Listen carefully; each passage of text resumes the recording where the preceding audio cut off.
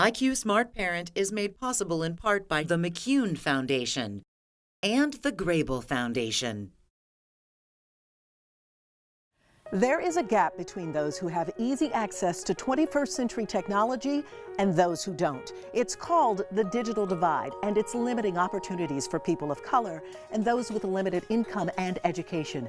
Today we're talking about how to bridge that digital divide and how to build healthy economies and healthy communities for all. That's coming up on today's IQ Smart Parent, and it starts right now.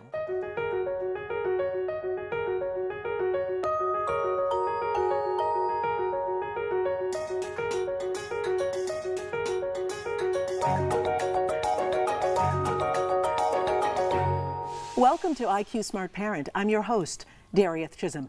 We live in a technology-driven world, and that's shaping a new kind of workforce.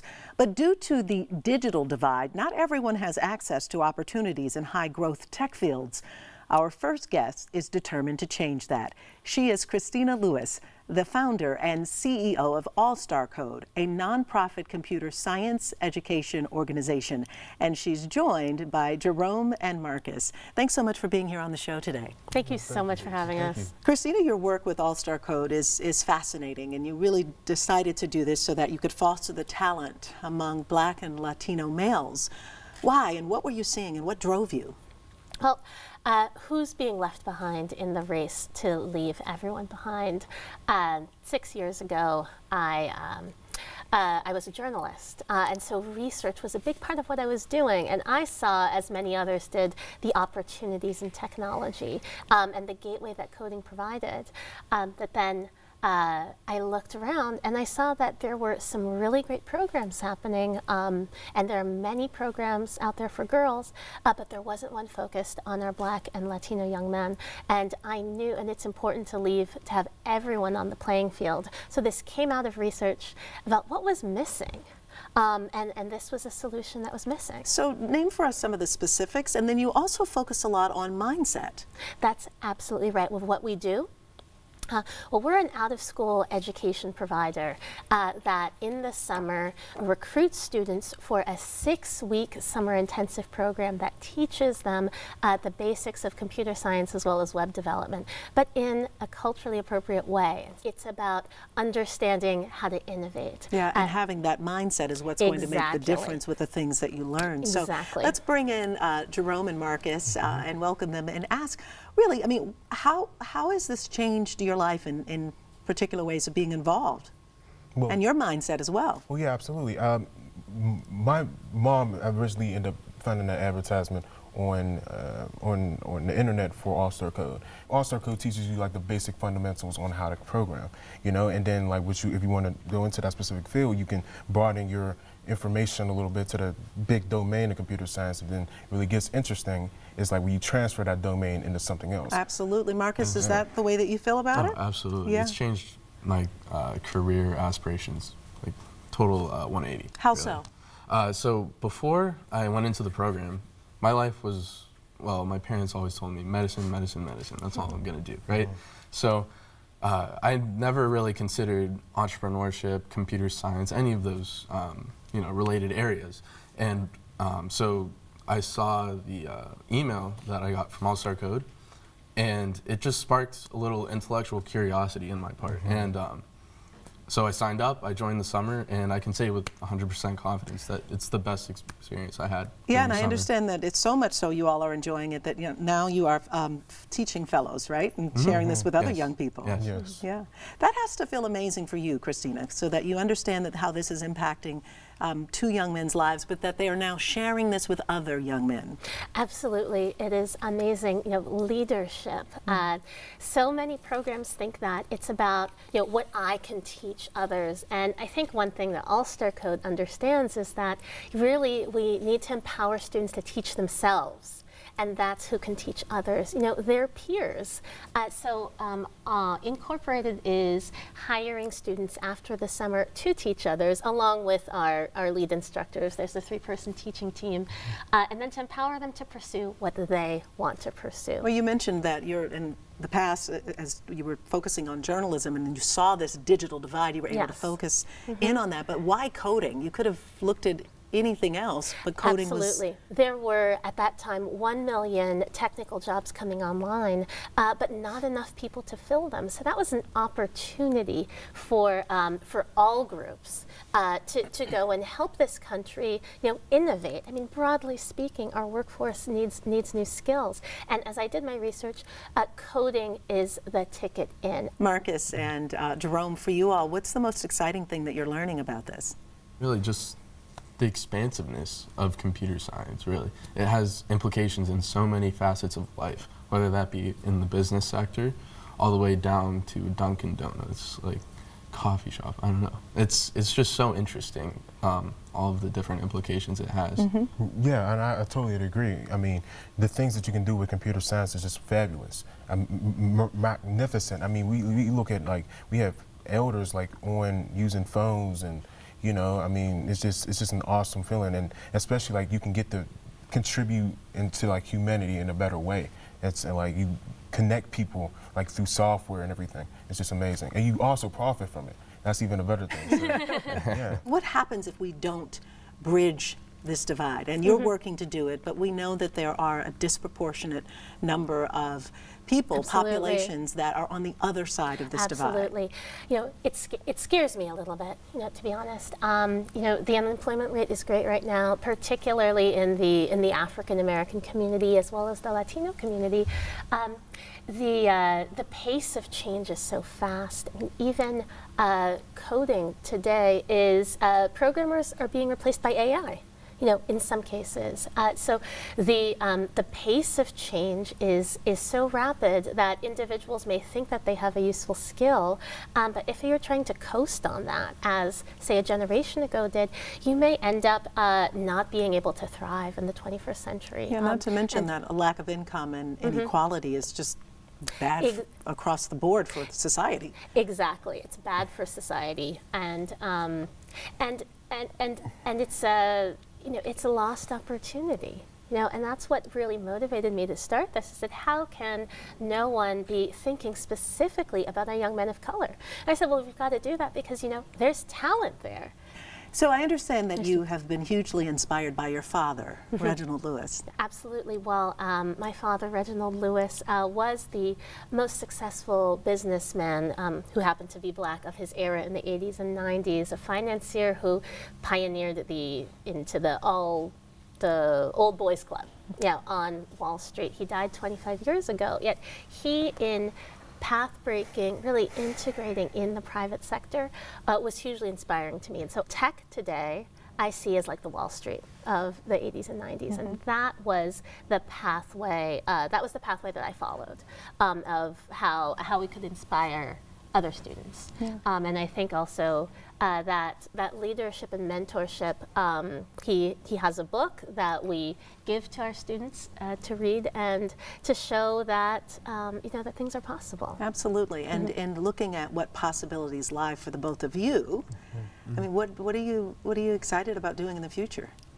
So yeah, one thing that I'm really excited about doing in the future is actually trying to make like a sustainable environment, living environment, because there's so many problems that are going on in the community and in the world that, like, I think really the technology can also maybe able to fix that. Now, I mean, we have the things like with the landfills, Yeah, landfills, you have the I was looking at like a little bit of the cancer epidemic, and I was doing a little bit of research, and I found out that maybe if you attack cancer at a molecular level, you possibly can figure out how you can reverse the effects. So that's the type of things that you really can do with technology, and it's just amazing. Mark? Tackling big problems, that's, I love hearing that. Yeah. Yes, and I mean, ever since I was a little kid, I've always wanted to be at the top of whatever I pursue. So obviously, I'm gonna fail along the line, but it's about coming back from that and kind of serving as either an inspiration or someone to emulate for others who are younger than me, who can kind of look up to. So in whatever I choose to pursue, whether it be business, something in the computer science, medicine, I want to be that person that people can go to and see, like, oh, this guy. Yeah. Well, you have to feel incredibly excited about knowing that these two young men being a part of All-Star Code has made a difference. So. Yes. Well, thank you all so much. you Unfortunately, for we could talk having about us. this for a very long time, but the best of luck to you all and continued success with you. Thanks for being here. When we talk about STEAM education, the A stands for art and design. And right now, we're going to focus on fashion design. Minority groups are underrepresented in this industry too. But you're about to meet a woman who's all about advancing art and design while also serving as a role model for the next generation of fashionistas. Leslie Ware grew up thinking sewing was just a hobby. She loved it, but she certainly never thought of fashion design as a career. I think it was just the lack of diversity, like in my hometown and in the resources and things that were around me. I just didn't know that this was even an option. Fast forward a few decades. Leslie lives in New York, and she's a fashion designer and the author of 3 books on the topic. She also teaches sewing and design at the Metropolitan Museum of Art and Parsons Art and Design School in New York City, ranked in 2018 as the best design school in the country. So I've been at this for 10 years, 8 years full-time, and there's so many obstacles, and it's such a huge risk. It's like almost like building a bike as you're riding it. Leslie is a guest today at a maker event in Western Pennsylvania, encouraging young girls of color to take risks too.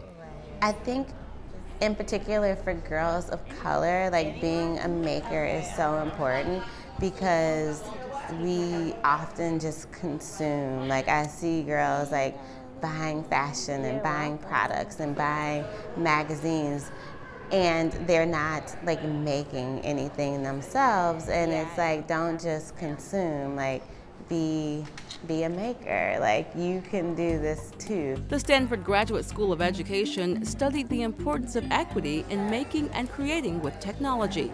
They determined if we don't close the digital divide, young people miss out on 21st century skills that matter in the job market. And then these are the shapes right here. And then you put it on here and it just moves all around, and then your shapes. I think being able to see someone that looks like them be a maker is super important, because like if you can't see yourself, then like you don't necessarily think that's a thing that you can do. That sentiment is backed up by statistics.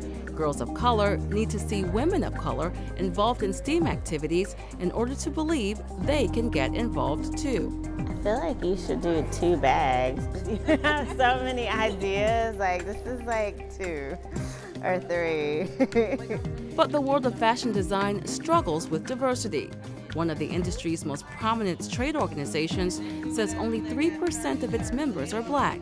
I always joke around and I say, like, I wish I would have had my books when I was a girl, because then I would have known, like, oh, like this is something that I can do. In all my books, like I work with my publishers and illustrators to make sure that every girl can like flip through the book and see herself and feel empowered to be a part of the movement. And that's like a part of design. Like sometimes you have like an idea and then like you have to change it midway through, so. It's a proud feeling for me in the end, because through all the hard work and stuff, I made an actual thing that I'm proud of and happy of. I like designing clothes and stuff for like dolls and American Girl dolls. It makes me feel happy because everybody knows that you made it, and it's like inspiring for everybody to see your creative work. The Stanford University panel determined 3 main points to expand equity and diversity in the maker movement. First, educators should be intentional in creating maker opportunities and make sure underrepresented students feel a sense of belonging there. Second, making must be a priority, including in low-income schools. And finally, maker projects need to be presented in classrooms and in real-life activities to show students the purpose of what they are creating. I think there's so many reasons why it's important to have diversity in the maker movement. One of them, which is the one that I don't like always talk about, but it's like also like a dollars thing and like distribution of wealth. Girls of color spend, like so much money buying things, but they're not buying from their peers or usually from other people of color. I mean, even if you're just doing it for yourself, like you're being a maker, and that's amazing. And every girl should be making her own things, like telling her own story. Like dance, poetry, or painting, Leslie sees design as another form of storytelling. Her latest collection was inspired by a road trip she took to Kentucky with her 84-year-old father.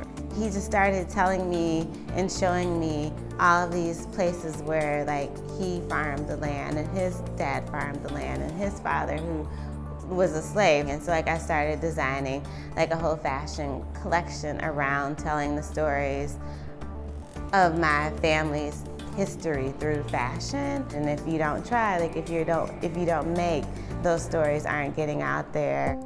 15-year-old Mulaney used poetry and today's design project as a way to tell the story of getting comfortable in her own skin. This actually kind of speaks to me in a way because I'm really like self-conscious. Like I didn't like to wear my hair like all curly and natural. Like I liked it flat ironed or like braided up or something. So like no one could really be like, oh, like she has good hair or bad hair. Because it was kind of like looked down upon. So I have like the crown and then the African-American girl with the Afro puff, because now like that's the style that I kind of like to wear with the hoops and everything, the big lips and everything. So it was like, okay, so like this speaks to me. So it's just like showing like, okay, like you're a queen in your own natural beauty. And I can actually start to use my voice in a way where I feel like they can hear me even if they don't want to hear me. 15-year-old Cameron's story includes a history of being bullied. She turned to making as a way to regain confidence. It's amazing to me because I can accomplish things that I know I can do. Cameron creates stuffed figures out of rubber bands. I'm making a poodle. So this is the head of the poodle. It has the body, legs, and then once it's done, it's stuffed with cotton balls. But this little guy comes with teeth and a tongue. So this tongue is kind of hidden up there, but comes with everything made out of rubber bands. Today's event proves even adult makers need role models to identify with.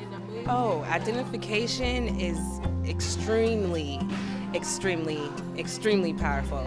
I think that I actually struggled with adopting a profession in the fashion industry because of that. Charmaine is starting a fashion line, and she said Leslie's presentation provided a message she really needed to hear.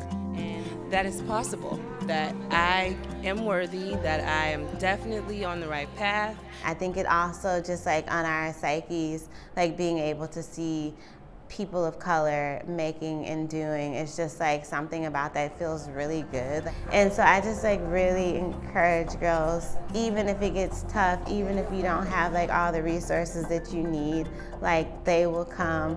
Like the universe knows that you're trying your hardest and people around you will see that too. Women of color are makers and we're out here and we're doing it, and like hopefully this will just like inspire more girls and like garner more support for the movement to make it a better makers playing field for us all.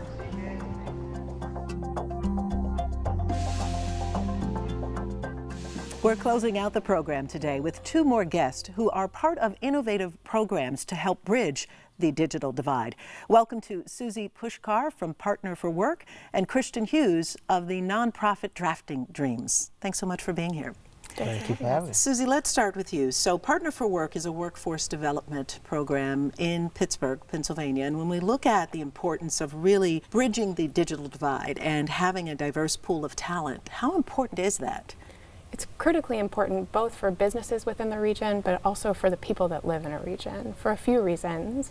One is that having a diverse pool of talent means that businesses can find the people that they need more quickly and then be able to focus on productivity and profit and the business of doing business. And the other is that a diverse workforce really helps to ensure that when you're in a situation and you're tackling a problem as a company, You have diverse viewpoints, you have diverse skill sets, and you have the people on staff that you need in order to be able to succeed. It better represents the need in society for diversity. Absolutely. Without a doubt. And so when we look at some of the young people that you serve, what are some of their biggest barriers? Many of them are low income. A lot of them have either had struggles in high school and need some help staying in high school, or they've already dropped out of high school, and we work to help reconnect them with education and the workforce. Yeah, so Christian, let's bring you into the conversation here and look at your nonprofit, Drafting Dreams.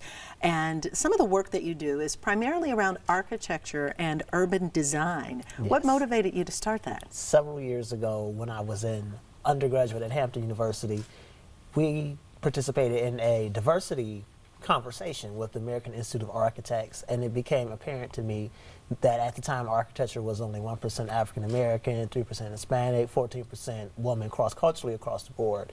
And coming from a family of educators, the only thing that I knew how to do to expose the population to a thing that they had not been exposed to was to teach it. Therefore, Drafting Dreams, we teach architecture to students kindergarten to 12th grade in order to inspire the next generation of architects, but also to increase women and minority interests and participation in the profession. So we look at buildings and we look at all of the structures in the spaces, and we know somebody constructs them, but we are not aware that there's somebody with a pen and a paper and an idea and creativity and vision and art that actually takes time to think about all the different lines. Where does everything go? What does everything look like? How's it drawn? So the students are taught traditional drafting as well as architectural physical model making, and they learn 3D computer software. Where does the digital divide create the most challenging gaps, if you both could weigh in on that? For what we do, small things. Being able to use actually navigate around the keyboard in order to actually use the software. Let's take your height, for example. My height, I'm 6 foot even. So we know when it's written out, it's 6 apostrophe dash 0 quotation marks. So being able to understand the difference between the comma key and the apostrophe key, right, is a big difference in whether or not your dimensions will be able to be input into the software. So just small things like that. Susan? Yeah, on a micro level, we see the same thing with individuals. A lot of jobs right now, you have to apply online. And if you don't have the digital skills to be able to go online and apply for a job, you might not have access to those careers. But on a macro level, the digital divide really means that some people, it can bring us together, technology, but technology can also bring us apart. And so if it's exacerbating the gap between the haves and have-nots as a part of what careers are available to people, then we really see that kind of breaking us apart. So Partner for Work is one of 22 workforce development boards across the Commonwealth of Pennsylvania, but there are workforce development boards across the entire United States, all of whom have federal funding to help support young adults in their career pathways. So find out who that workforce development board is within your region and reach out and find out what programs they have that are available for youth and young adults in your region. That's a great first step. So you'd mentioned that youth learn to work by working. What does that mean? Tell us more about that. Sure.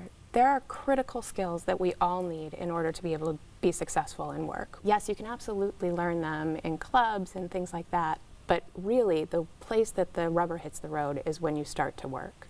And as summer jobs and summer employment for young adults decrease, and as kids are pulled into different directions within their lives, they're doing sports, they're doing after-school programs, credit recovery, things like that, they're working less. Are you able to implement those types of work ethics, if you will, with your program, Christian? We're more or less focused on the skills behind architecture, but also the holistic skills to be able to survive as an architect, because again, there's a barrier if you cannot successfully communicate in an oral or written fashion if you have designed this wonderful building. Yeah.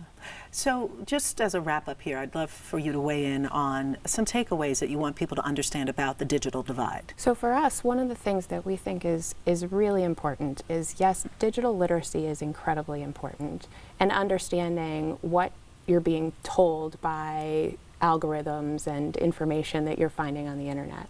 But it's also incredibly important to have those human literacy skills. So how do you communicate with others? How do you make sure that you're taking the information that you know and infusing that into the work that you're doing?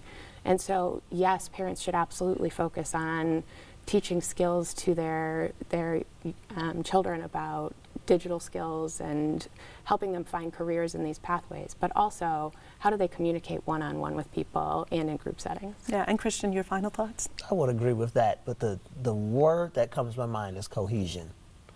Being able to bridge the digital divide, be able to create, allows for this creation of cohesion, if you will, amongst all of the different interdisciplinary skills that a student needs to be able to develop into a functioning adult. Yes, you may be able to design the next technical this or technical that, but can you communicate? Can you write? Can you read? Yeah, very important topics there. Well, I want to thank both of you all for being here today. Thank you so much for having us. Tech-savvy kids, tech-friendly schools, a diverse and welcoming workforce, they all add up to communities that can embrace opportunities and grow local economies. We hope today's guests have inspired you to look for ways to bridge the digital divide where you live, and we hope that you'll tune in again for IQ Smart Parent. Want to learn more about IQ Smart Parent? Visit us online at iqsmartparent.org for more episodes and additional tools and resources. Connect with us on Facebook, Twitter, and Pinterest to share your thoughts on being a 21st century parent.